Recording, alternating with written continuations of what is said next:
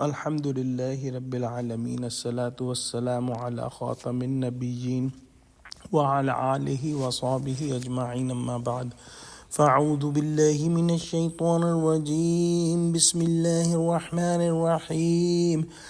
فلما جاء امرنا جعلنا عاليها سافلها وامطرنا عليها حجارة من سجيل منضود۔ ترجمہ: تو جب ہمارا حکم آیا، ہم نے اس بستی کو الٹ کر نیچے اوپر کر دیا اور ان پر پتھر کی تہ بتہ یعنی پے در پے کنکریاں برسائیں۔ اگلی آیت میں ارشاد ہوا، مُسَوَّمَةً عِندَ رَبِّكَ وَمَا هِيَ مِنَ الظَّالِمِينَ بِبَعِيدٍ۔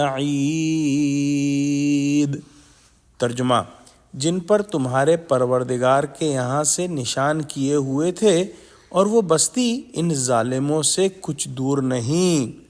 جب فرشتوں نے حضرت لوط علیہ السلام سے کہا کہ آپ اپنے گھر والوں کو لے کر نکل جائیں تو انہوں نے ایسا ہی کیا، اور پھر حضرت جبرائیل علیہ السلام نے ان بستیوں کو اٹھا کر آسمان کے قریب سے نیچے پٹک دیا۔ اس طرح سب بستیاں تہو بالا ہو گئیں۔ پھر ان کی نکایت اور ذلت و رسوائی کی پوری تکمیل کے لیے اوپر سے جھانوے اور پتھر برسائے گئے۔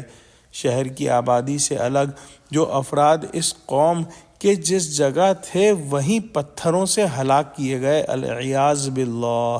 تنبیہ: جو سزا اس قوم کو اوپر نیچے کرنے کی ملی، ان کی شرمناک حرکت سے ظاہری مناسبت بھی رکھتی ہے۔ کچھ مفسرین نے فرمایا ہے کہ پتھر ان پر تہ بتہ برسائے گئے، اور بعض نے یہ معنی لیا ہے کہ پتھر مسلسل یکے بعد دیگرے برس رہے تھے، اور جیسا کہ دوسری آیت کے اندر بیان ہوا کہ ان پتھروں پر کوئی خاص علامت تھی جو عام پتھروں سے ممتاز کر کے ظاہر کرتی تھی کہ یہ عذاب الہی کے پتھر ہیں۔